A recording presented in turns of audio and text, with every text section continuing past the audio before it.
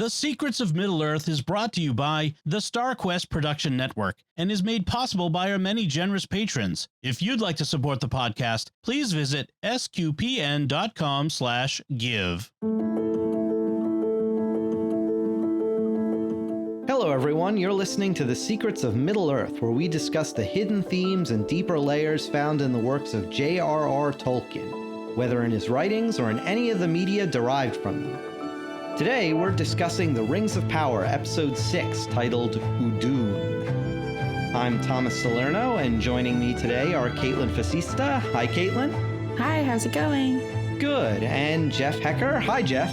Nompot. Udun. So the captain of our fellowship, Thomas Sanjuro, unfortunately couldn't join us this week, which is a shame because I would have loved his thoughts on some of the ideas that are brought up in this episode, but I'm sure we'll get to ask him all about it next time. Be sure to follow The Secrets of Middle-earth in Apple Podcasts, Google Podcasts, Spotify, or any podcast directory or app. You can find us on social media at facebook.com/StarQuestMedia, or on Twitter, where we're at SQPN, or on Instagram, where we are at StarQuest Network. Definitely be sure to share the show because it helps get the word out. I think this is a great podcast because unlike some of the other material I've seen out there, we don't focus on sensationalism. We try to take a more balanced and analytical approach here. So if you know any Tolkien fans who'd be interested in our discussions, please let them know about The Secrets of Middle-earth. And as always, we got some great feedback on our last discussion. I'd like to highlight a comment we got from Sarah Kunze. I hope I'm pronouncing your name right, Sarah, on YouTube. She says, "I'm really glad I discovered this podcast. I've enjoyed every episode so far. A couple of observations on the Elrond story. I was rewatching episode 4, and the scene where Celebrimbor tells Elrond that story about Earendil supposedly foretelling that Elrond would help him seems like such another obvious manipulation in retrospect, especially because right afterwards he asked Elrond to figure out what's going on with Durin. Combined with everything in episode 5, I share your speculation that Sauron is already influencing this. Also, I thought it was interesting that Elrond did not directly tell Durin that he had broken the oath, even though he admitted to not being truthful and that the elves were after Mithril. I can't tell if it was a deliberate choice on the part of Elrond to conveniently leave out the detail where he actually handed a piece of it to Celebrimbor. The oath itself was given so much weight, so it feels odd that Durin would let that go. Anyway, keep up the fantastic job." Thanks so much, Sarah. And I wanted to ask you guys briefly what you think about Celebrimbor, because I'd actually had some similar thoughts. Is he genuinely being Elrond's friend, or has he really been subtly manipulating him the entire time, using stories about his dad? I think he's being super manipulative. I think he sees that Elrond is an orphan, and he's playing on that, on how much he misses his dad and how much he thinks about his dad. I mean, we see him looking up to the night sky all the time, and he's probably just wishing he had his dad with him. And I think Celebrimbor is definitely monopolizing on that because he's just acting so suspicious. Yeah, definitely. What about you, Jeff? Yeah, I think he's definitely manipulating him, and talking about that reminds me of when kind of they first did some of the images of Celebrimbor. Some of the first comparisons were saying he looks like he's going to watch Skywalker's career with great interest. So comparing him to comparing him to Palpatine, and who was the ultimate manipulator. So the robes, yeah, the robes, and even the hair, and I think Celebrimbor does have good intentions, at least as far as what he's wanting, what his goal is. But I think my theory is that Sauron is at work amongst the elves already. I did have a crazy theory or crazy thought that maybe Celebrimbor is Sauron somehow. I don't think that's right, but that was just, speculating wildly. You have to think of everybody as Sauron right now. So, but yeah, no, he's definitely manipulating Elrond, even if he's being friendly. And I don't think he has bad intentions toward Elrond, but I think he's definitely monopolizing, like you said, Kaitlyn, on the connection to his dad. And He is an orphan, but he can see his father every day. Yeah, and we'll definitely talk about later about another character who may or may not be Sauron. And we have a funny thing connected to that. But in terms of this episode, I thought this episode was firing on all cylinders, and there's a lot to talk about. And so I think the best thing to do is to briefly summarize the plot, and then we can get in depth about all the standout moments and themes. So Jeff, I believe you have a plot summary for us.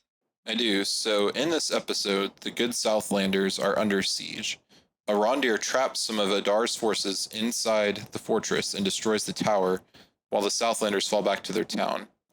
Arondir hides the Keyblade even from Bronwyn, but Theo watches where he hides it. Arondir and Bronwyn then lead the defense against the invaders, only to find out most of them are actually the villagers who left them. The remaining orcs attack, wounding Bronwyn and forcing the Southlanders to fall back to the Winchester to wait for this whole thing to blow over. The orcs break in, and Theo gives up the Keyblade to save Bronwyn. Meanwhile, the Númenóreans are sailing to Middle-earth with some hints to the future kingdoms founded by Elendil. They arrive very conveniently in time to defeat the orcs, and Halbrand is hailed as king. But Adar escapes with the Keyblade, ... or does he? He is caught by Galadriel and Halbrand, who knows Adar. They take it back from him, not realizing Adar switched the Keyblade for another weapon. Waldrig then uses the Keyblade to release the river. It floods the tunnels through the land, igniting the dormant Orodruin, aka Mount Doom. The resulting eruption blankets the land in fire and ash. Yeah, so like we said, very, very action-heavy episode. There's a lot going on. I appreciated, Jeff, the Keyblade Kingdom Hearts reference. And I'm surprised I didn't think of that earlier when Waldrig uses it literally as a key, and it reminded me because in the previous episode, they even mentioned, it's a key to what? And I'm like, it's a literal key. Okay. Mm-hmm. Yeah, I wasn't sure if they meant it was going to be, the important thing that he needed, but I didn't know he was actually going to unlock something with it. Yeah, I think you may have thought of this too, Jeff, from something you said in your summary. But when the water starts pouring out of the lake, did you instantly think of the Ents from the Peter Jackson movie, Release the River? I did, yeah. That is exactly what I thought of. I was just you need some Ents over there, some kind of, I guess you would need trolls, because the trolls are kind of the anti-Ent to say that. Right, but, yeah. So far we haven't seen any.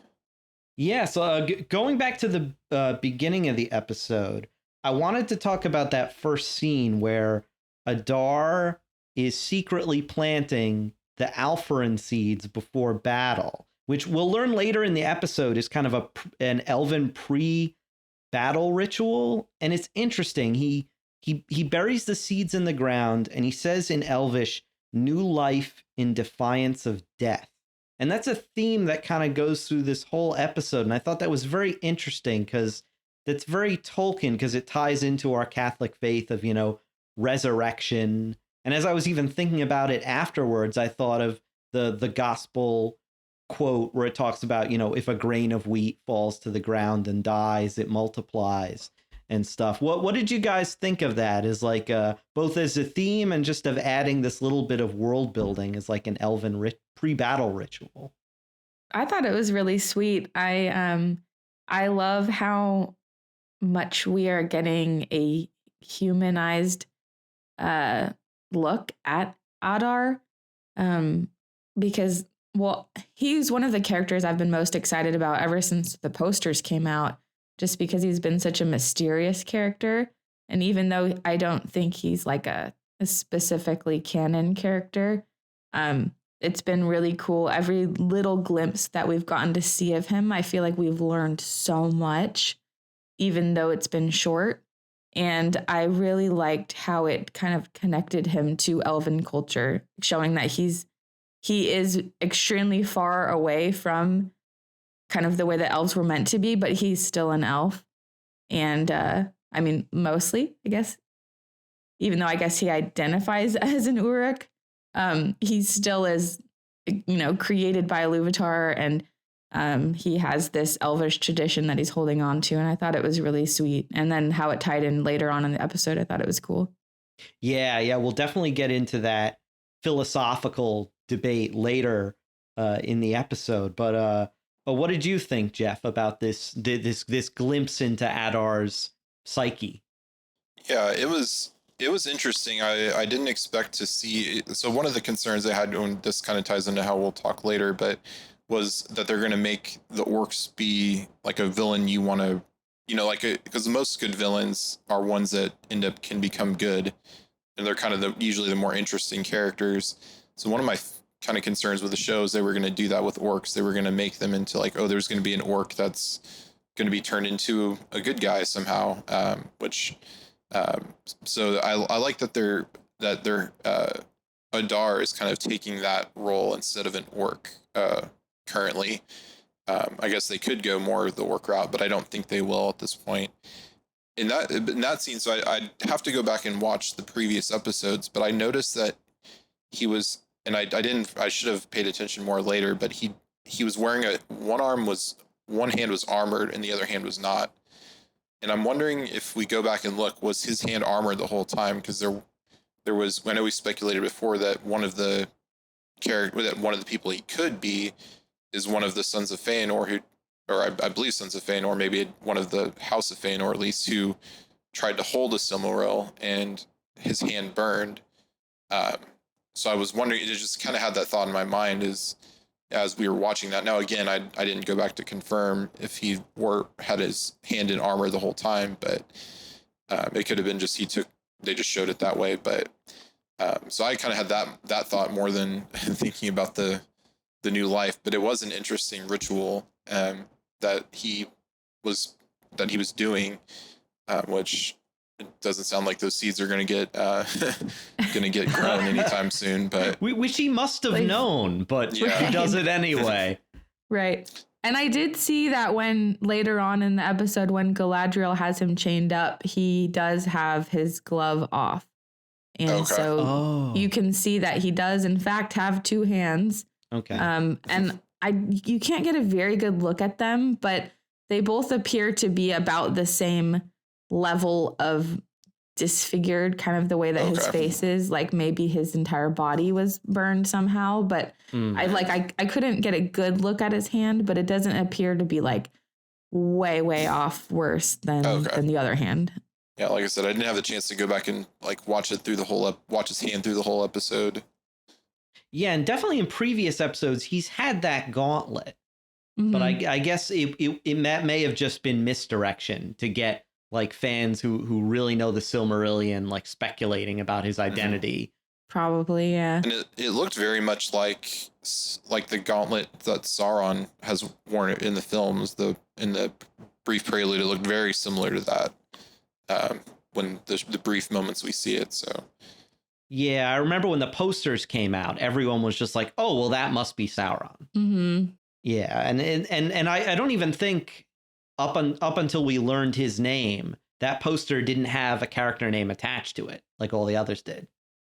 No, I don't even know if it does still. I haven't went back and checked on the Amazon press page in a couple of weeks, but even after the show started, they still hadn't listed his name on there. Oh wow, okay, that's which I thought was so weird. Well, if it's not his real name, though, in which we could find out his real name. I guess I kind of have been thinking of him as Adar as kind of his name that he's taken on, and he's given up his birth name. That's like his Darth Vader. Yeah, we're gonna find out his given name at birth maybe someday. Right. Yeah, and he's such a fascinating character because he's coming off more in this episode as more of a sympathetic villain in the sense that he has reasons for what he's doing. And unlike a lot of fantasy bad guys, like villains in the fantasy genre, he doesn't just want to use his soldiers as expendable cannon fodder. He says in his speech to them, he says, you are not unnamed slaves in faraway lands, but brothers. Which will, he gets more into that in his interrogation with Galadriel. But yeah, it's just, he's not like other, he's not like the kind of fantasy trope of the Dark Lord where he just has these armies of mindless slaves that do his bidding. And I think that makes him kind of an interesting villain to have for this first season when they're clearly saving Sauron for later. It's almost like he's in some kind of like it's almost like he's a biblical figure leading his people into their promised land, but it's like an anti-biblical hero kind of. Right. Like an anti-Moses. Yeah. Or like one of the judges from the Old Testament. Yeah, that's fascinating. I hadn't thought of that before. Because these are his people, like these are his children. Right. He says that. Just, yeah. It's wild. I don't feel like we've seen anything like this with Tolkien before. Right, yeah. So after they get their environmental kills with bringing down the tower on a bunch of orcs, we segue briefly to the Númenórean ships. And I'm really excited to talk about this scene because we have a scene where Galadriel talks to Isildur as the sun is rising over the horizon, over Middle Earth, and Isildur is there to see the sunrise.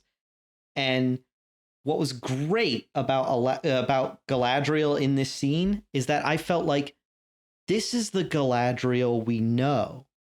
You know, just from the way she talks to Isildur, she comes off as wise, perceptive, compassionate. You know, we get a little glimpse of the Galadriel we're all familiar with. And I kind of wish that we had more of that in previous episodes. What do you guys think about that?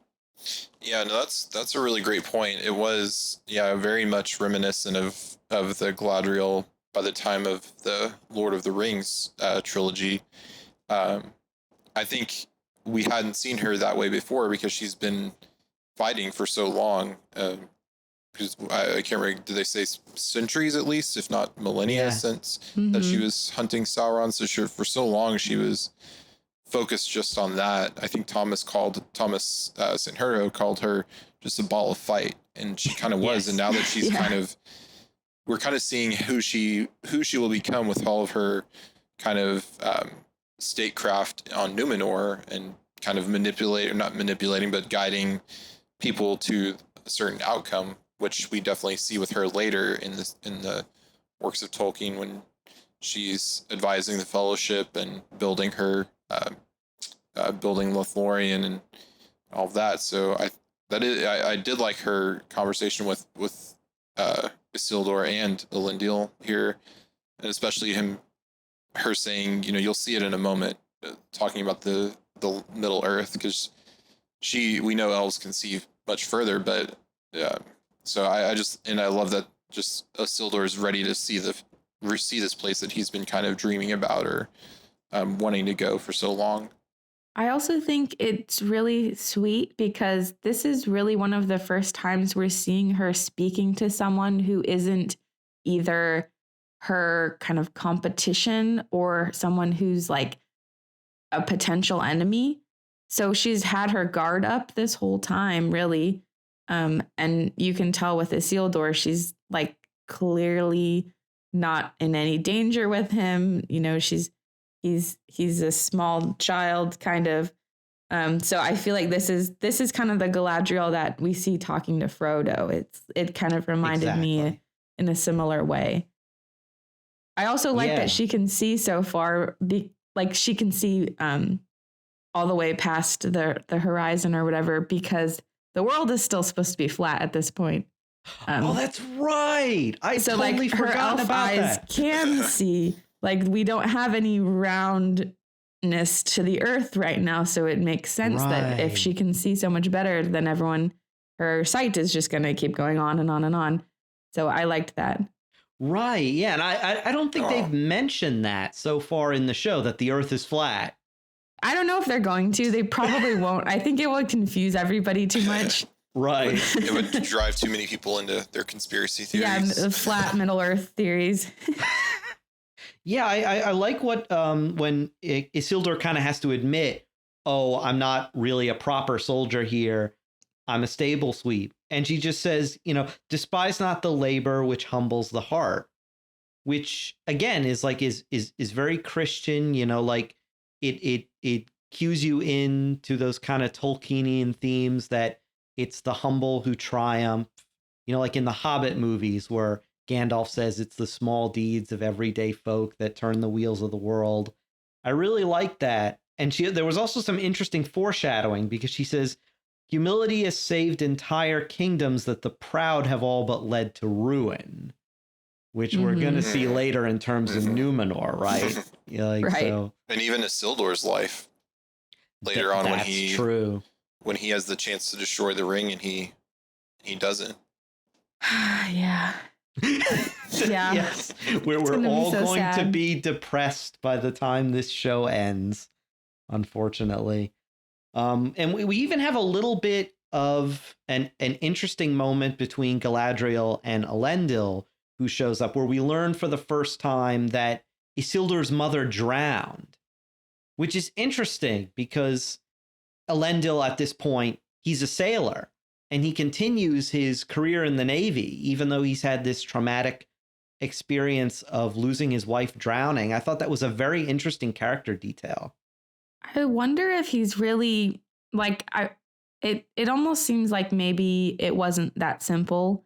Maybe there's something else that happened there. Because it just seemed so simplistic. Like, was she just out swimming and drowned and that's it? Or, you know, like I imagine that there was something more going on in there that maybe he just didn't want to talk about, especially in the way that he talks to Isildur a couple episodes ago when he's like, the watery part of this world can heal so many hurts. Like someone whose wife drowned, I feel like they would not say that. Right. And it may even be something, this would be kind of dark, but something where he blames himself maybe for her death. Maybe. That it was an accident and maybe he thinks they were sailing and they got caught in a storm and she drowned in that or something. Right. I wonder if they're going for like Frodo's parents drowning kind of thing. Oh, right. I don't know. I hope we'll get more of this story though, because I feel like she drowned just isn't enough. That doesn't really answer any of my questions. Yeah. I did think it was an interesting pin that they put there, which, I do hope that they'll come back to later. I've seen online, there's been a bit of discussion about the thing that Elendil says where he's like, oh, I've never seen the sun rise over the land before, or it's been a long time since I've seen that. But people are like, oh, well, he's from the west of Numenor, so he should be used to seeing the sun rise over the land and set into the sea. So there's a bit of debate about that. I saw in the fan community. I wonder if he's talking about because he hasn't been on the west in a while, maybe? Yeah, that's the way I took it. Yeah.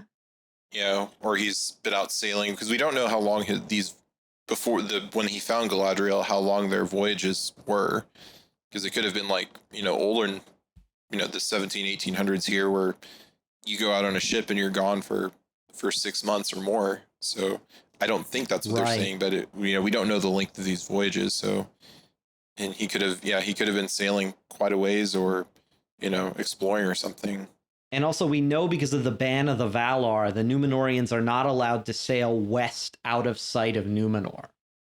Right. So all the sailing he would have done would have been east of Numenor, where he would have seen the sun rise out of the sea and set over the land. So I think it does make sense. And I think it sort of underlines the fact that, he's really left that part of his life in the west of Numenor behind him.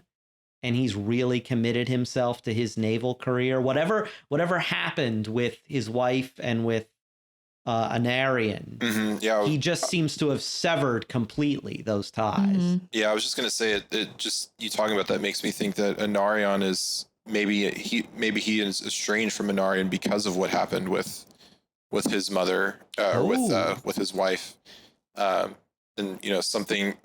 Maybe she drowned saving Anarion, or could be. We could speculate endlessly on it, but I do think it does sound like that we'll come back to that at some point. Because Elendil's getting set up to be he's kind of the Aragorn of this show. At least, well, Right. he's kind of the Aragorn, and Halbrand's kind of the anti-Aragorn. So we're kind of getting both sides of Right. that. Which makes sense coin. because Elendil is, the Mm-hmm. great-great-grandfather by however many generations of Aragorn. Mm-hmm. And I like that other thing that he says. He turns his foreshadowing skills on and says, "We're sailing into the dawn, yet to me it feels like the coming of night." Mm-hmm. That was great. Yeah. That was when you think about it in terms of the actual sun, it doesn't make any sense. But in terms of foreshadowing, I thought it was a good line. Yeah, definitely. There's been some criticism I've seen of the dialogue in this show where they're like, it doesn't have the kind of poetic feel of like Tolkien dialogue, which I mean makes sense. It's not Tolkien writing the dialogue, but I mean like there's definitely been some clunkers, but there's also some dialogue where even in this episode there's a few clunkers. Like this episode was a lot better than previous episodes, I thought. Oh yeah, definitely. Although when Arondir and Bronwyn give their speech, I'm like, well, that was hardly "I bid you stand, men of the West." And he's kind of like, "I can't hear you," and then they like we're at a pep rally or something. Well, that's actually a good segue because speaking of Tolkien's dialogue, Bronwyn after said pep talk. After the pep rally, she has a nice moment with Theo where he talks about having nightmares as a child. And I'm sure every Tolkien fan recognized it immediately. But apparently Bronwyn has had a thing she would say to comfort young Theo when he had nightmares, which is, I believe it's from Return of the King, the book, right? It's lifted almost verbatim. It goes, "In the end, the shadow is but a small and passing thing. There is light and high beauty forever beyond its reach. Find the light and the shadow will not find you." Now that last sentence is original, but the rest of that is verbatim from Return of the King.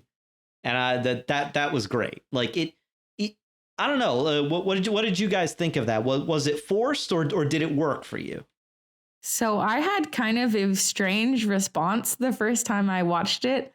I immediately started bawling upon hearing the words, but at the same time I was cringing and I was annoyed because like it was honestly the strangest emotional reaction I've ever had to anything in film or TV, because hearing that line out loud, like that's one of my favorite quotes of Tolkien ever.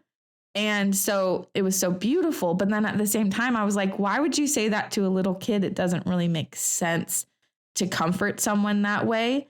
But then I started thinking, well, she could be standing in the very same, maybe their little village was in the very same spot where Sam was standing when he had that same experience, because like they're in the lands that are becoming Mordor. So geographically, it's like, they could be they both could have been looking up at the same star when maybe this quote came to them from like, I don't know, one of the Valar or something. I didn't like, so it was annoying because it was another callback to something that hasn't happened yet. But it was also really refreshing because we've had so many callbacks to the Peter Jackson films instead of the books. And so to finally have an actual callback to the actual book was really, really nice. So it was just like, I didn't even know what to make of it because I was crying and I was annoyed, and maybe that's because I'm 9 months pregnant. But what did you think? Yeah, Jeff, what did you think of this? Yeah, no, I can't really top what you said, Kaitlyn, but I did like that line, and just because I have kids, and so they're not quite at the point where they can tell me they're having nightmares, but there's I can definitely see that coming. So kind of having I don't know that I'll say that to my kids when they have nightmares, but just kind of having it's nice kind of knowing that they have that kind of go-to way to kind of calm, a kind of a comfort, not quite a nursery rhyme or not quite a lullaby, but thinking of how hard their lives must have been especially with, we don't know what happened to Theo's father. Kind of having something that's kind of, bittersweet. Both it's a beautiful kind of quote, but then it's also kind of dark and, a little bit of a warning. So I don't know. I liked it a lot. I didn't really have much of a response to it, but I did like it. Right. Yeah. We also got payoff finally on the Arondir Bronwyn romance. We have their first kiss that we've seen, and throughout this whole episode, I thought they were setting up Bronwyn to die. So did I. Yeah. I don't know what you guys thought, but I was like, oh, this is not going to end well. Which then I don't know if it was intentional, if they intentionally subverted expectations by throwing out all these red flags that she might bite it and then having her survive. I think that's what they're doing because they want to keep us on our feet. Yeah, definitely. And so then we have the whole fight scene with attacking the village. And did anybody else catch this? The similarity between the villager strategy of using the wagons to entrap the orcs in that kill box. It was kind of like that scene in the Scouring of the Shire. Yeah, I thought it was really cool. I liked that it was kind of reminiscent of that. It just reminded me of the story of Haleth. I forget which group of men she was from, but her father, I think it's what her father falls, and then she defends her people against orcs for, I think, 3 days until some elves come to her aid. And so it reminded me of her story from the Silmarillion, which is really, really cool because I know they don't really have the rights to that story. So it was neat to see something similar. Yeah, I'd forgotten all about that. Yeah, that's right. And it's kind of a similar thing, this kind of remote village area, right? Mm-hmm. And there's like an invasion of orcs. And I also I wish I could remember this person's handle, but somebody in the Discord had mentioned that she's the only one of the villagers who has really any kind of color in her wardrobe, where she has blue, and which is interesting because it also kind of marks her out as kind of a Marian figure. Oh yeah, yeah. She's a mother, she's a healer, she's a protectress. It also reminded me of Beauty and the Beast. When you have Belle, who's the only one wearing blue, and she's kind of walking through the village, and she doesn't really fit in. I'm not sure if they were going for that at all, but it definitely reminded me of that too. Right, yeah. Yeah, and another thing that really struck me about this episode was the level of violence that we got. And I'm sure Game of Thrones fans will say, oh, really? It wasn't that violent. But like for Lord of the Rings, I don't think we got anything that violent in the Peter Jackson movies. Like not only do we have the orc mini boss that Arondir fights, and there's blood gushing out of his eye onto Arondir's face, which is gross. And that went on for a long time too. It went on for a really, really long time. Yeah. And also that whole scene weirded me out because especially when he's going to stab Arondir in the eye with that thing, like most people, I have a phobia about things being close to my eye. And it's just like, I'm like, no, please, can we move on from this? Yeah, that was brutal. That and like just the number of stabbings that we had in this episode. I was really surprised. I feel like they can't seem to keep their show at a consistent level of violence. Like, I would think that you would want your audience who's able to watch episode 1 to also be able to watch episode 6. But it's like every episode I'm having to determine which of my kids are allowed to watch this, which kind of causes problems. That. Yeah. Yeah. Like, because it's like, oh, well, I know you've seen episodes 1 through 5, but I don't think you should watch 6. Like, that's kind of I don't know, as a kid, you don't want that to happen to you. So we've been having to, be like, just look away. Don't look at this part kind of. Right. Or like leave the room, like. Right. So it kind of, I don't know, it's a little irritating as a parent having to pre-screen every single episode to figure out how violent each one is going to be, because they're just so all over the place. And a lot of it is so out of nowhere, especially thinking back to the time when Halbrand is fighting those Numenorians and he breaks that guy's arm. Right. Yeah. They keep putting that in the like previously on the show, on the recaps. And I'm really? Like, why do you make me watch this over and over? Or Nori's dad breaking his ankle. It's like those things, like, I'm an adult. I don't even want to watch those. No. Yeah, exactly. And you were mentioning, Kaitlyn, before we started recording, about some of the fight choreography in this episode. Yeah, I thought it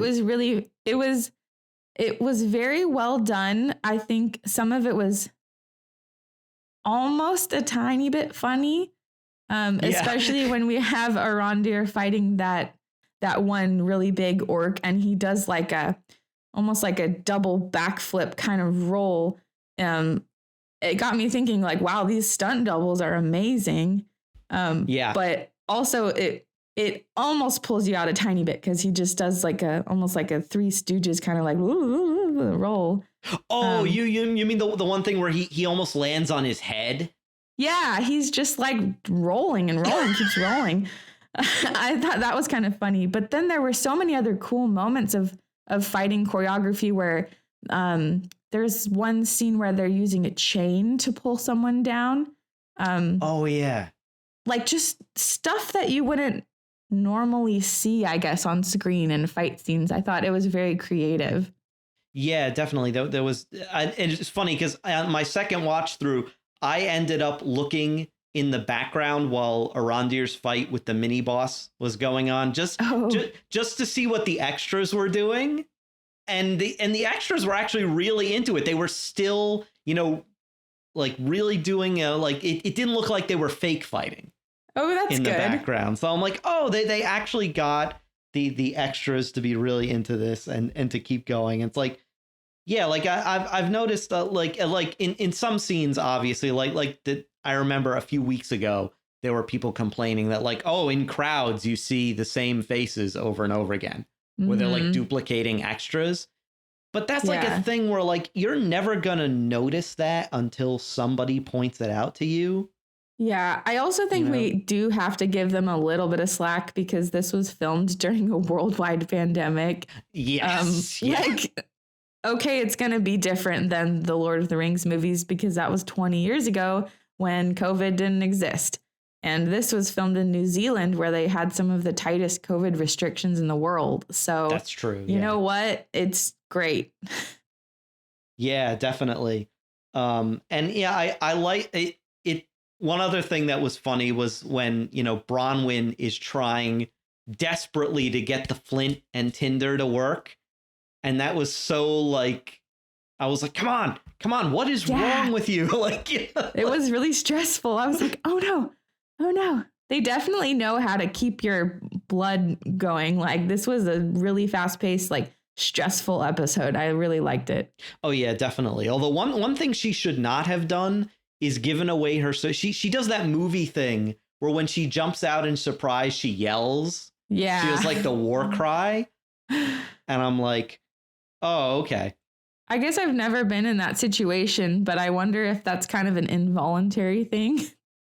Because I noticed when Halbrand was about to stab Adar, he also did this kind of like warrior cry. And I was like, well, I guess I've never been in that situation. So maybe it's just something that your body just does. You just kind of yell out in these moments, but I don't know. Right. Yeah. But I get that he was probably also like, it was his pent up rage, I guess. Yeah. At Adar. But, true. They end up finding out after they do the fake out where they think they've won. Right. But it turns out that some of the orcs were actually humans in disguise. They were the traitorous Southlanders who went off to join Adar. That was such an unsettling moment. It was like pure horror of them looking up and seeing that these are our friends. These are the people we've grown up with, and that up until 3 days ago, or however, just a couple days ago, like we were a tight-knit village. Like I just thought that was horrifying, and it was so well done, because I was thinking the same thing. I was like, that was way too easy. That's ridiculous. Oh, they won the battle, like whatever. And then that happened, and I was blown away. That was really good, I thought. Yeah, and I like how it's discovered, because Arondir notices some of the so-called orcs are bleeding red instead of black. I kind of think that's why they made the other scene where the orc's blood is dripping all over his face. Right. I feel like that's why they made that scene so long, to make sure we notice that blood was black, so that when we do see the red blood, we immediately see something is wrong. I can't think of any other reason you'd make that go on for so long. Right, I know. So like, and there was even more, like, once the ambush happens, they really make you feel those arrow strikes. Mm-hmm. Those are really kinetic. I don't know if it was something about the sound design, but you could when somebody got shot, you almost felt it. Yeah. I think that's so different than in a lot of movies lately, where someone can get shot with like 10 arrows and be fine. But these arrows were like, it was very clear. If you get hit with even one of these arrows, you could die. And I think you're right. I think it might have been the way that they presented it with the sound effects and everything. But it was really powerful. Right. Yeah. Which leads us into what I had said earlier, that like, I really thought Bronwyn was going to die in this episode when she was shot, and especially when they're doing their kind of impromptu operation on her, which I'll admit, in my second watch through, I fast forwarded through that part. Yeah. I didn't want to see it again. It was a lot of blood. Yeah, and which surprised me, because I think they even mentioned like, oh, she's lost too much blood, but then she survives anyway.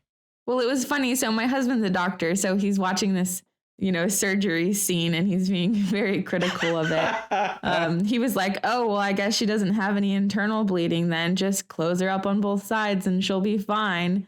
But he was also like, yeah, people have a lot of blood. She'll be fine. Oh, okay. So I guess to him, she didn't seem like she lost that much blood. But I was thinking, oh, my goodness, like I was really expecting her to die. First of all, we haven't had any major characters die yet. And I feel like at a certain point, you're getting so far without any major losses that the show starts to feel a little bit cheesy. Like we need some That's pain, true.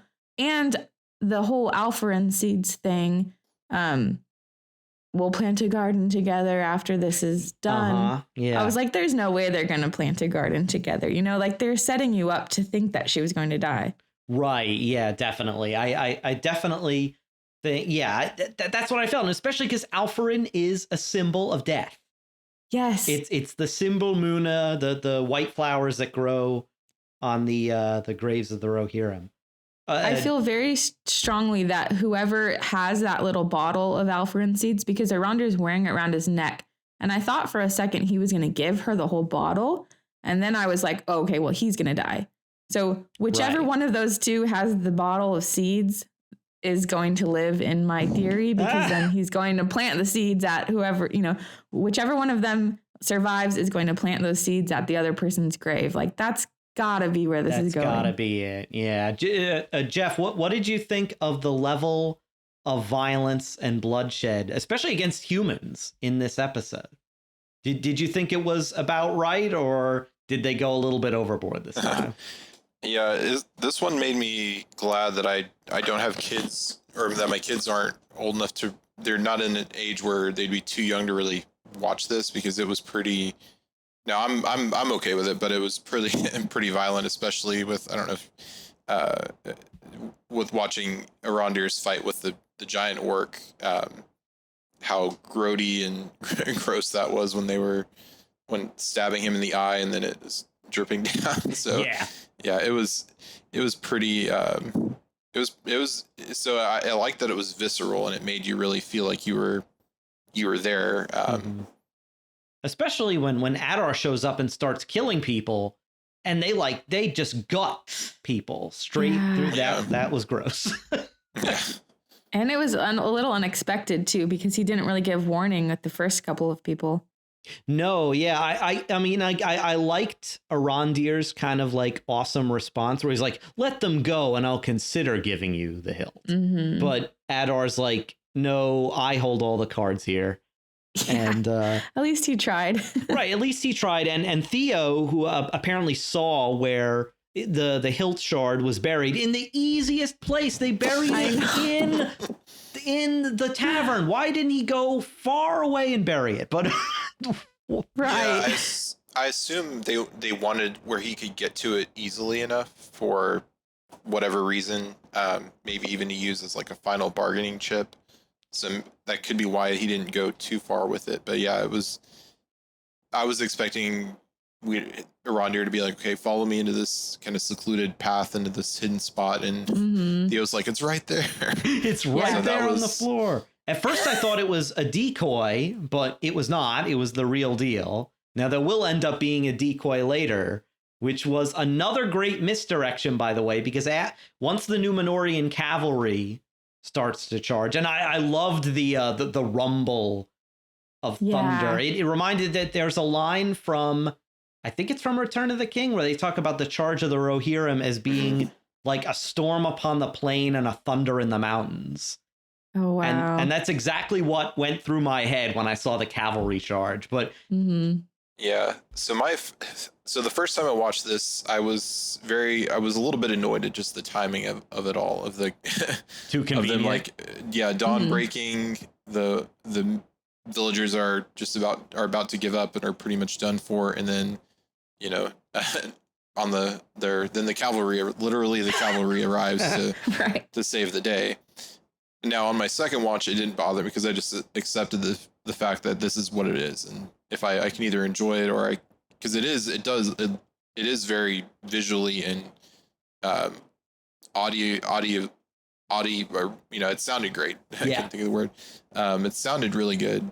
So I enjoyed it more seeing that scene in the arrival, just that the second time. The first time I was like, okay, they really got there right exactly at the right moment to save them.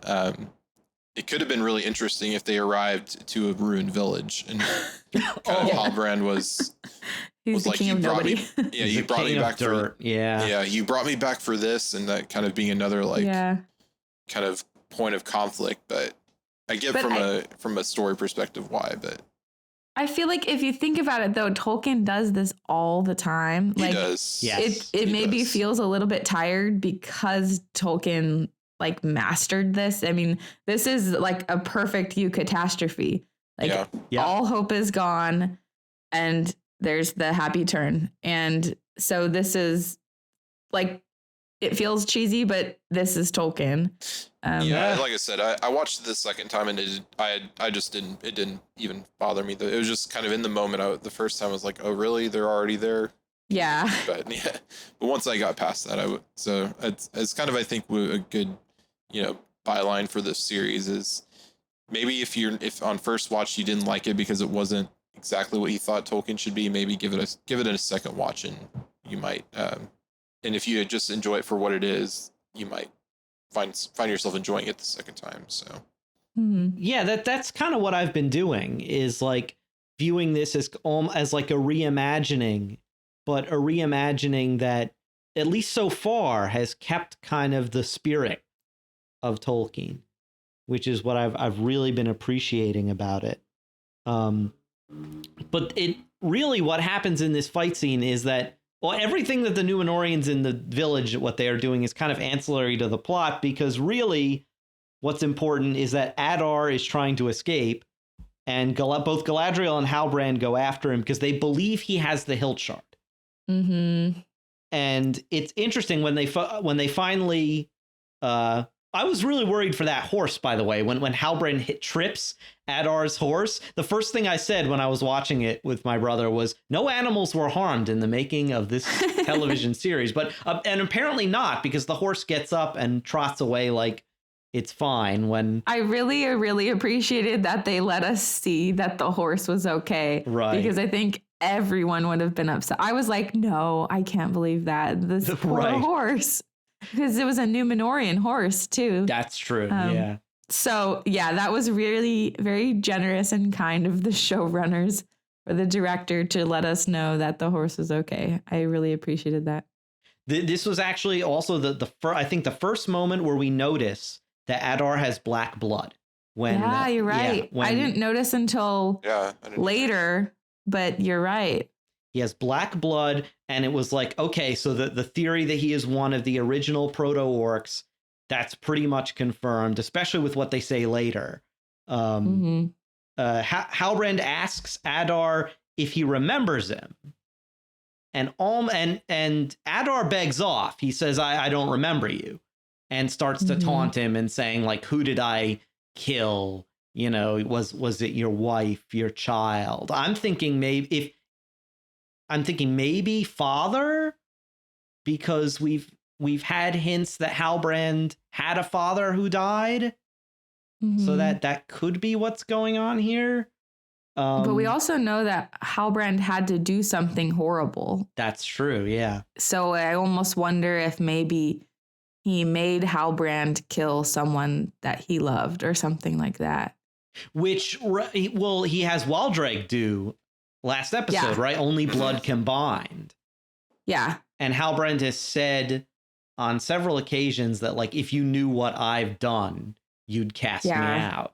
He's obviously done something horrific, but Adar just doesn't remember him, apparently, because he's probably done that to thousands of people. Yeah, he's gone through all these villages. Yeah, because I'm kind of curious how many people actually live in the Southlands, because it's got to be more than just this tiny village and this surrounding area. So I'm kind of curious if we'll see more men or more, maybe they've already been destroyed, but kind of just curious to see if there's any more people there, or if this was just it in the area.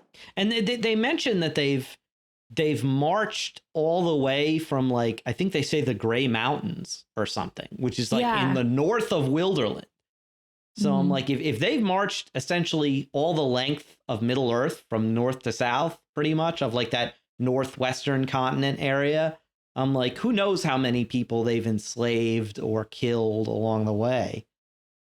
So Galadriel stops Halbrand from giving the coup de grace to Adar, and she ends up interrogating him and names him as one of the Moriandor, the Sons of the Dark, elves taken by Morgoth and corrupted into the first orcs.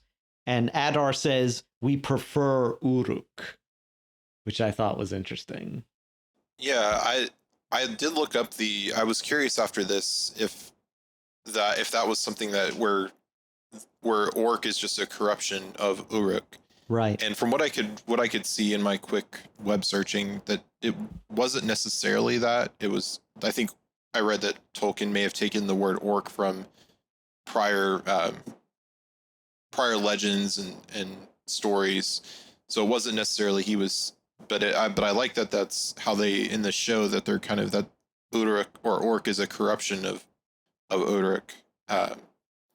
Just from an etymological perspective, just because I kind of like that as a headcanon of how they, rather than Tolkien just finding the word orc, that they call themselves this, but everybody hears this. So it's kind of like how it happens in the real world, where if during war or your enemy calls themselves something and you kind of come up with a quick name, like Nazi is short for something else. But that's what everybody knows them as. So I did kind of like that little story aspect. It also reminded me of when the elves first came across the dwarves in the Silmarillion, that the dwarves had a name for themselves, but that the elves were like, nah, we're just going to call you this other, the stunted people. We're just going to give you these real mean nicknames. It's like, gee, I wonder where this bad blood between elves and dwarves come from. Right. But it kind of just reminded me of that. They're like kind of refusing to acknowledge that the Uruk are their own group of people. Right. Regardless of however evil they are, they see themselves as something distinct and with a name. And that's interesting because he gets into kind of a philosophical discussion with Galadriel, which actually ties into what he says happened to Sauron. Because he says that after Morgoth is defeated by the Valar, Sauron repents for a time and tries to heal Middle-earth, which I think is something taken from the Silmarillion, or at least hinted at in the Silmarillion, and that he wanted to create perfect order, to craft a power not of the flesh, but over flesh, the power of the unseen world. And to do this, he starts experimenting on orcs, which gets Adar, Adar views them as his children, his people, and he claims at this point to have killed Sauron over this. So I'm interested in your guys' thoughts on this whole story that he tells about Sauron in the Second Age. So I had this. I don't think this is any way true, but I had this crazy thought when Adar said that when Adar kills who he thinks is Sauron, and maybe he did kill a version of Sauron, maybe like a physical manifestation of Sauron, that manifestation is Halbrand's father. No, I don't think that's true, but I had that kind of like.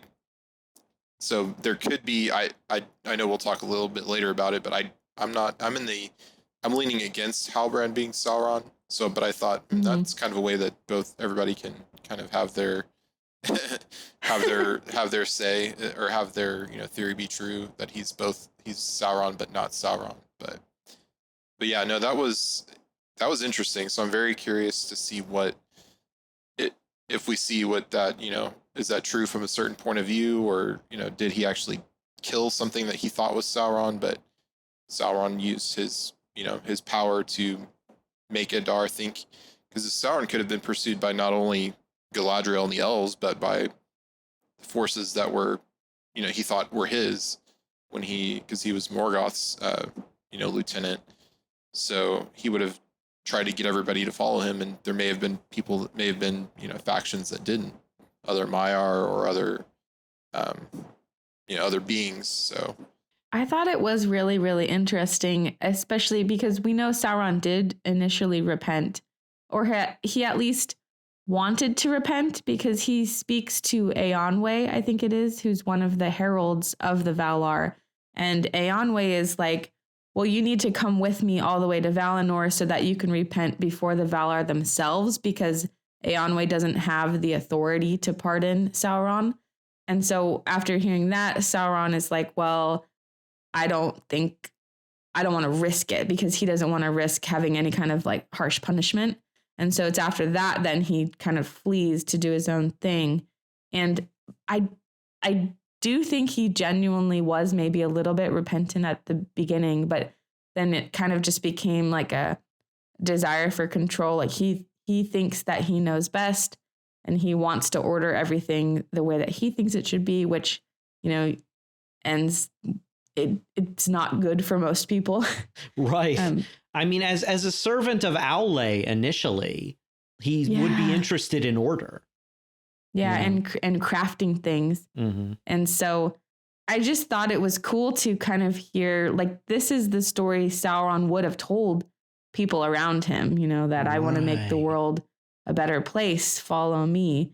But then for Adar to have seen how dark that plan actually was, and then to kind of mutiny against him, I thought the whole dynamic was really cool. Yeah, because clearly Sauron views the orcs as disposable paper people. They mean nothing to him, which Adar says each one of us has a name, a heart. And here's where I really was like, yes, show, yes. He says, we are creations of the One, the master of the secret fire, the same as you, worthy of the breath of life. So they finally acknowledge the god figure of Middle Earth, Eru Iluvatar, not by name, but as his moniker, the One. Mm-hmm. And I just thought we know that, I believe Tolkien later in life struggled with this very question. Are the orcs redeemable? And it's just, I just find it fascinating that they're bringing up that topic in this show. So what do you guys think? Are orcs redeemable? I think so. From what I've read about it, which I did do a little bit of looking into kind of some of the works in leading up to this, just because it was, I wasn't sure what kind of Tolkien's own thought was. And I think I kind of land on where if an orc was wanting to be repentant, then, or, if an orc surrendered and was repentant to follow the will of Iluvatar, you would have to accept that. But I think in reality, the orcs are so twisted by this point, even the first orcs are so twisted that they would not really do that in any way, that they would die fighting.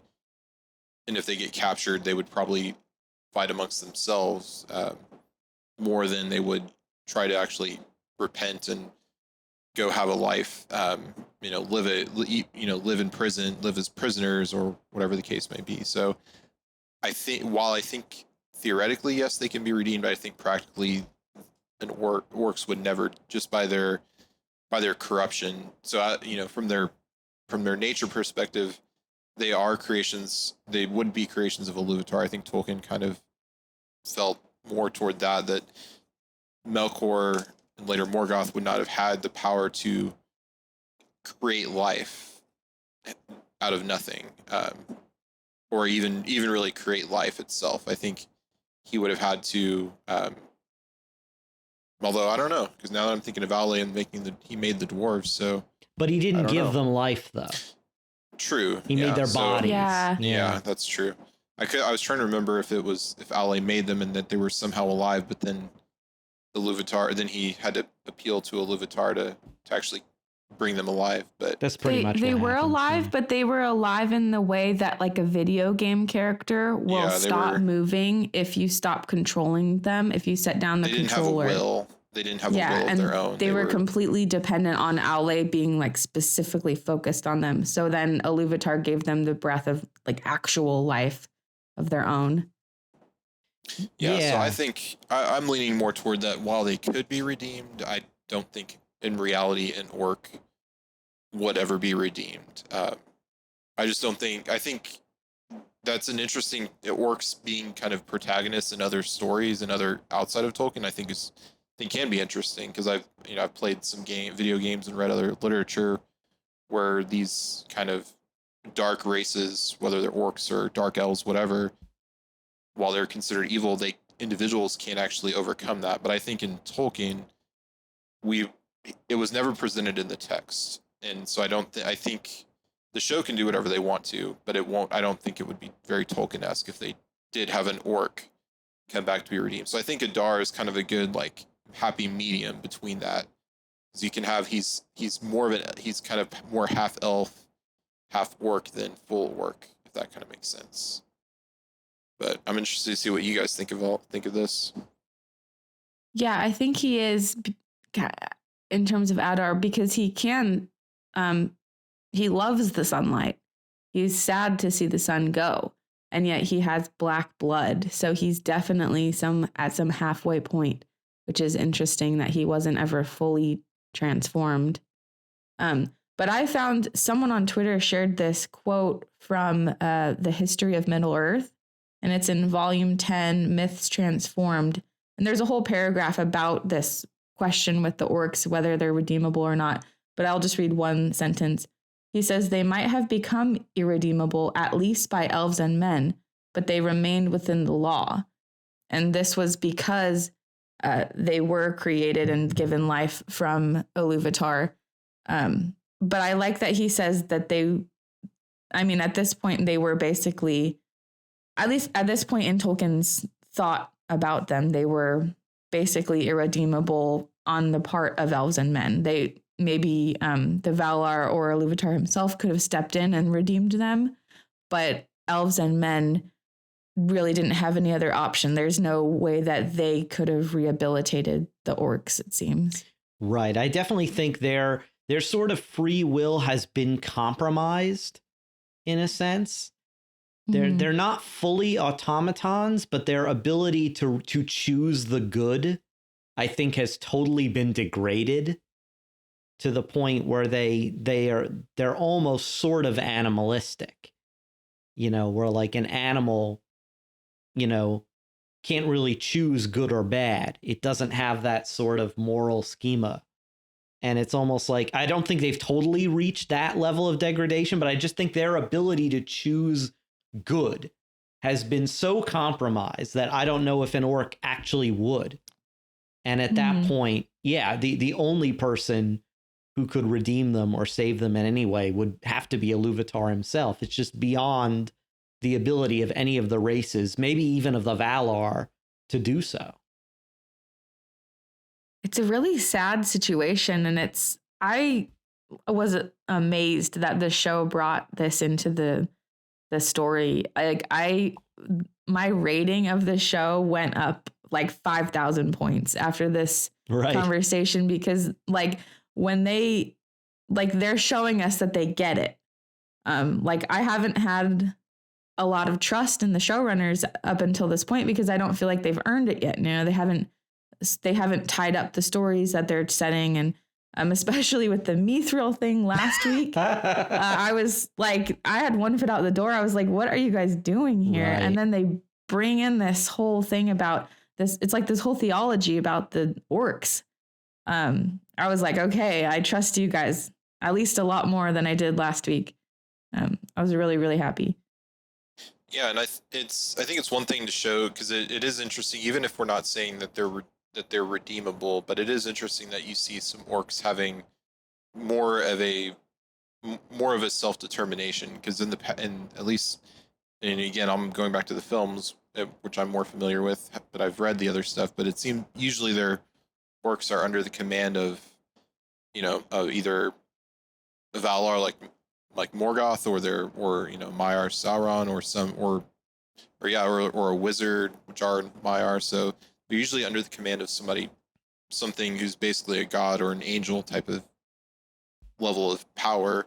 And this is kind of the first time we're seeing them that they're under, at least as far as we know, they're just under command of this one guy who's, you know, is maybe immortal in the sense of the elves being immortal, but is not, you know, at least as we have seen him, is not a you know, someone who has power like a Valar or a Maiar. Yeah, and there's an interesting parallel in this scene, because just as Galadriel stopped Halbrand from killing Adar before, now it's reversed.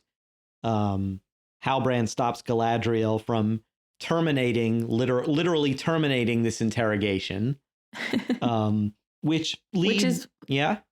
I was just gonna say, it's funny because 10 seconds ago she said, I'm going to destroy every single last one of your children, but I'm going to keep you alive and torment you the whole time. And then 10 seconds later, she's like, actually, I'm going to kill you right now. Yeah, and Adar even tells her, is like, maybe your search for Sauron should have ended in the mirror.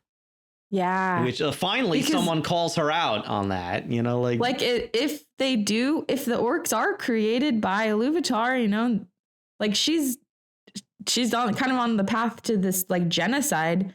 Like she really comes across as the bad guy in this conversation. Even like once I feel very sympathetic to Adar, even though I know he's a bad guy, obviously. But I just feel like his point of view, like the way that he sees her, is like, you're pretty awful. You're going to kill every single one of my children and then kill me. Like, I don't know. That's just a mean thing to say to anybody. Which leads us into this very odd scene of Galadriel and Halbrand talking after the battle. And I was like, I don't know how to interpret this scene, because they have some very kind of like moments that you only sort of do in sort of a post-battle romantic context. like I thought to myself, either they're lovers now or he's Sauron, because he says some really weird stuff. He says like that by fighting at her side, he wants to take that feeling that he felt and bind it to my very being. And I'm like, that's like something Sauron would say. Why are you saying that? I'm like that's either a really botched attempt at saying something romantic or you are Sauron.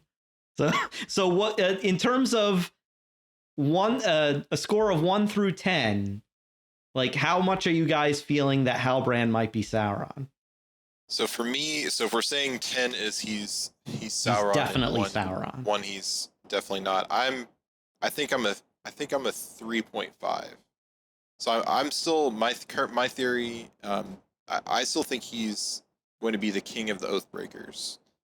That will make an oath to Isildur, who then breaks it, and then is a ghost for thousands of years until Return of the King, when Aragorn calls them to fulfill the oath. So that's my current theory. I think this episode I'm a little bit more leaning. It bumped him up from probably a 2 to a 3.5 for me. I still think Sauron is, we haven't seen, and I don't know that we'll even see him this season. I think he's more in the background and behind the scenes, whispering in, Celebrimbor's ear. And I think we've seen enough of Halbrand kind of on his own when no one else is in the room, which I said last week that when you see him kind of in the room by himself, he's still acting like Halbrand. So I'm still leaning that way, and I don't think he's Sauron, but his suspect level did go up a little bit this week for me. So that's what do y'all think? In this scene, he seemed a lot less like Sauron. I think what they're doing is every guy ever falls in love with Galadriel. Like we see it in the Lord of the Rings. Like Gimli's in love with her. All the hobbits are falling all over themselves for her. Like that's just Galadriel. Like everyone falls in love with her. So I can see Halbrand being like, this feeling I have when I'm with you, I want to have it forever because it's such a good feeling because you're so great, and Galadriel's kind of like, yeah. Because everyone falls in love with her. So I can kind of see her just being like, yeah, I feel it too, because she doesn't want him to like not finish the job that he's here for. I can see her being like, oh no, what am I going to do? Another guy's falling in love with me. If she's falling in love with him, I do not like that at all. Yeah, do not want. Absolutely not. But so this scene, I felt like he was more of just a regular guy who's got some kind of destiny. But what got me was at the beginning of this episode, when Isildur is on the boat and he gets up to go see Beric, the camera pans over to Halbrand and he's just laying there awake. Oh, yeah. And I was immediately like, evil does not sleep. So then my Sauron meter went way up at that point. But I still feel like there's just no way. So I feel like I'm more like at a 4, kind of similar to you.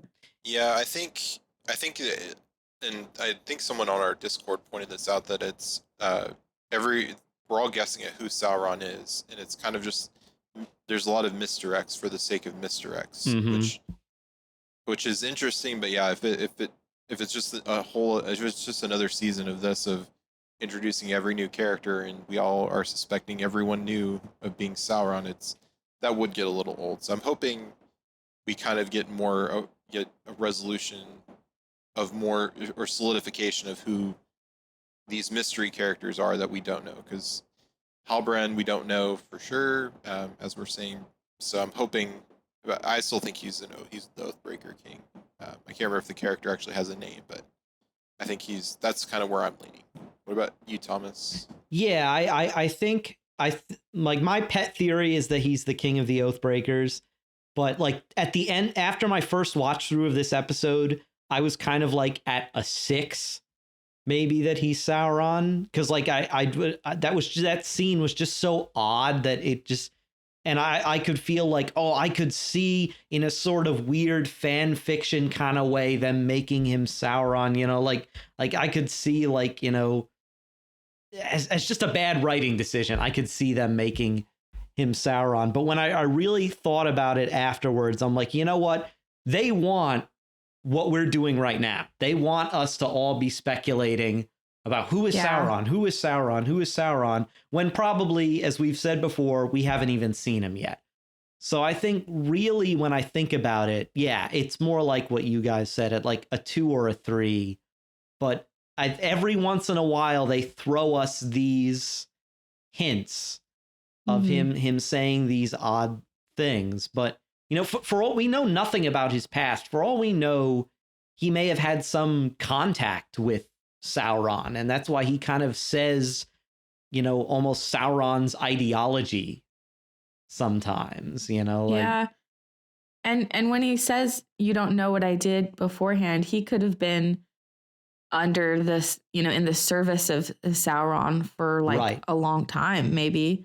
I also think I noticed at the end of the episode when the volcano is erupting, Halbrand is directing villagers get behind the wall, get behind the wall, get behind me. He's protecting them.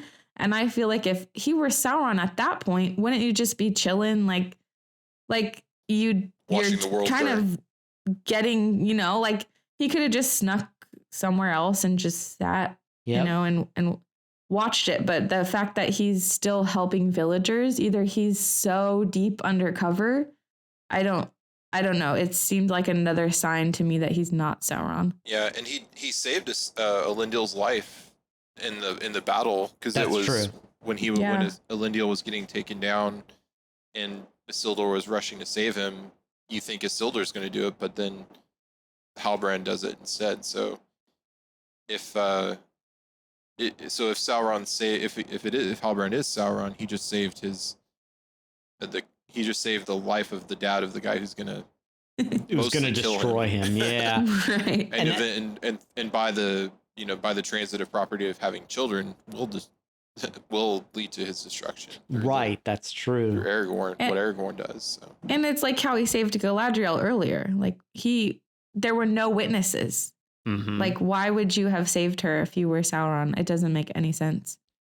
Now, speaking of the volcanic eruption, the writers are hoping you forgot about Waldreg, but he appears again because it turns out the whole time the shard that Adar had was a decoy, and he sent Waldreg back to the tower to literally use it as a giant key to unleash the lake that had been dammed up. It's actually a very clever plan. All the water kind of goes into these tunnels the orcs have been making and into Mount Doom and causes this eruption and everything. And the eruption scene is great. It's exactly the kind of terror and chaos that a Mount St. Helens style volcanic eruption should be.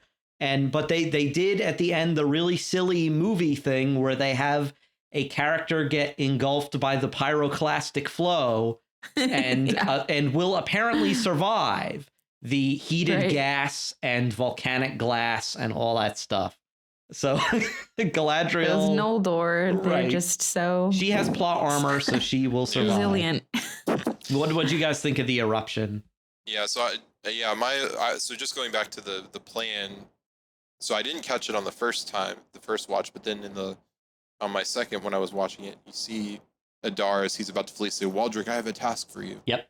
And my whole thought was, when no one checked the bag, which, I mean, we've lived through a pandemic. When you're picking up food, you check your bag to make sure you got it the right order. Yes. So or someone else pointed out, is like, if Galadriel was a mom, she would have checked the bag, because you check the bag to make sure you have all the stuff that you that you need. So I thought that was a little bit of a weak point, that nobody bothered to see what this whole thing, because Galadriel would have never seen the thing, so she wouldn't have known. She could have opened it and saw the little hatchet and thought that's what she was supposed to bring back. Right. True. Yeah. But Arondir should have checked it. Yeah, before giving it to Theo, which a terrible idea, by the way. This kid is tempted by it, yet you give it to him anyway. Yeah, but so that was just a little bit of, I just thought it was funny, but then yeah, visually the explosion was and the whole plan was very cool to watch. It was terrifying but very cool. And I did Google after the fact, can water make a volcano explode? Because I was like, because I wasn't sure. I'm not a scientist, so I was, but from the quick Googling, it said it can. Okay. If you introduce water to magma, it can cause it superheats the water to make vapor and can make it explode. So. Oh, wow. Yeah, I saw a couple Twitter threads that were like, "Hi, geologist here. Let me explain why this would work perfectly." And I didn't read the thread, but I was like, you know what? If they say, then whatever. I'm here to just watch this show. I'm not here to think about the science behind it. Well, yeah, especially because long ago I decided that Middle Earth volcanoes don't work like volcanoes in the real world, because Frodo and Sam in the real world would have been overcome by the fumes in the Samath Naur, and the ambient heat would have burned them up long before, like they wouldn't have had a chance to throw the ring. And so I'm like, this is a fantasy. The volcanoes don't like lava, like it, forget about it, it's just, but yeah, definitely an epic ending. And I loved the ending because I thought, I don't know where we go from here. Everything the Númenóreans were trying to do is ruined. And, we know the bad guy won at the end. And I don't know where we go from here. So what are you guys excited about for the final 2 episodes of, wrapping up this season?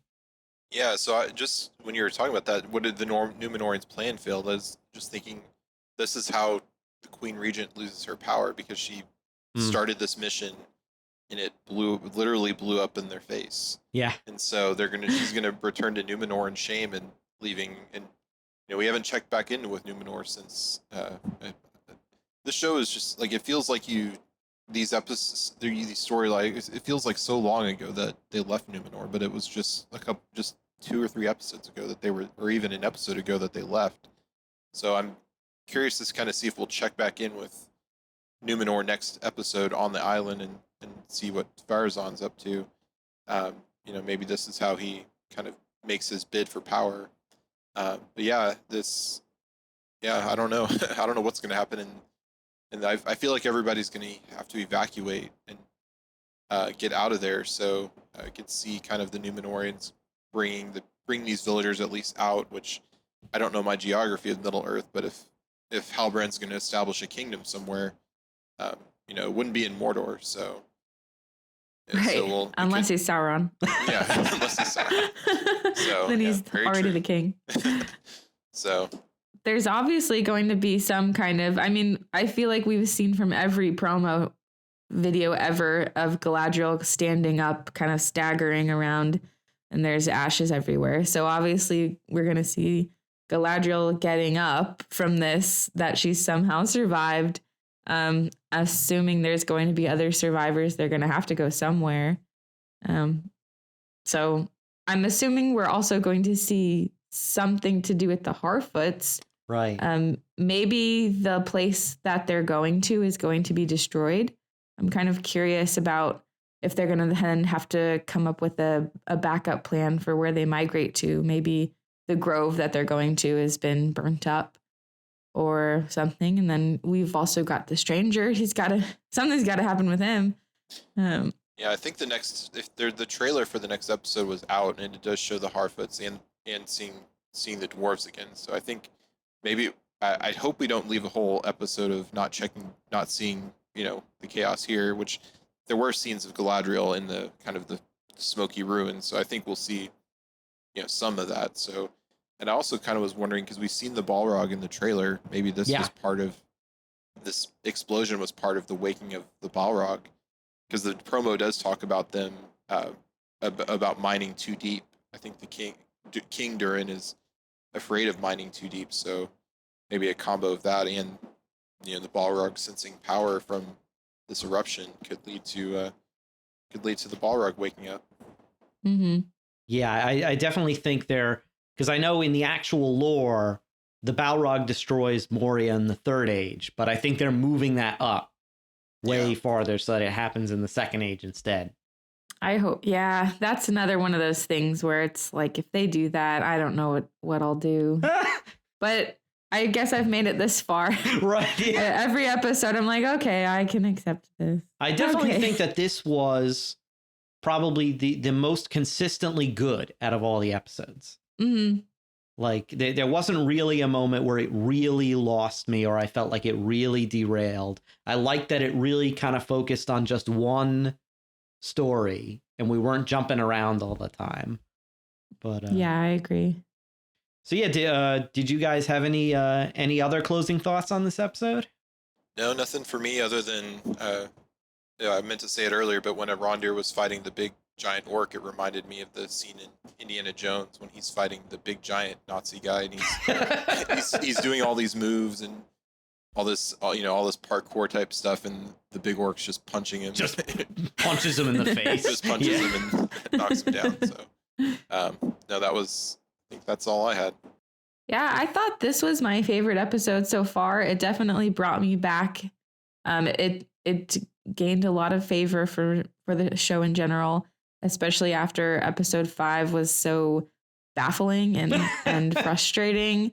I'm not really excited to go on to next episode when I'm sure we'll get to learn more about Mithril, their version of Mithril. I just like, if we could just stay with this one plot. This is my favorite plot line. Right. And so I know since we got a full episode of it this week, we're probably not going to get as much next week. And I'm just not looking forward to that.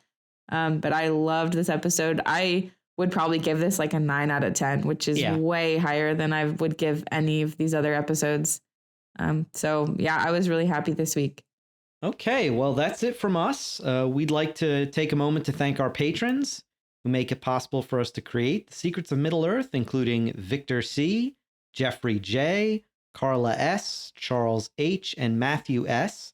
Their generous donations at sqpn.com/give make it possible for us to continue The Secrets of Middle-earth and all the shows at StarQuest. You can join them at sqpn.com/give. This StarQuest show is brought to you by Tim Shevlin's Personal Fitness Training for Catholics, providing spiritual and physical wellness through personalized nutrition, workout and prayer programs, and daily accountability check-ins. Learn more by visiting fitcatholics.com. We'd love to hear what you think of the Rings of Power. You can let us know at sqpn.com/Middle-earth, on our Facebook page or on Twitter. Send an email to middleearth@sqpn, or visit our channel on the StarQuest Discord server at sqpn.com/Discord. We'll be back next time when we'll be discussing the 7th episode of The Rings of Power. Until then, Jeff Haecker, thank you for joining me and sharing the secrets of Middle-earth. Thank you, Thomas. And Kaitlyn Facista, thank you as well. Thanks for having me. And once again, I'm Thomas Salerno, and thank you for listening to The Secrets of Middle-earth on StarQuest.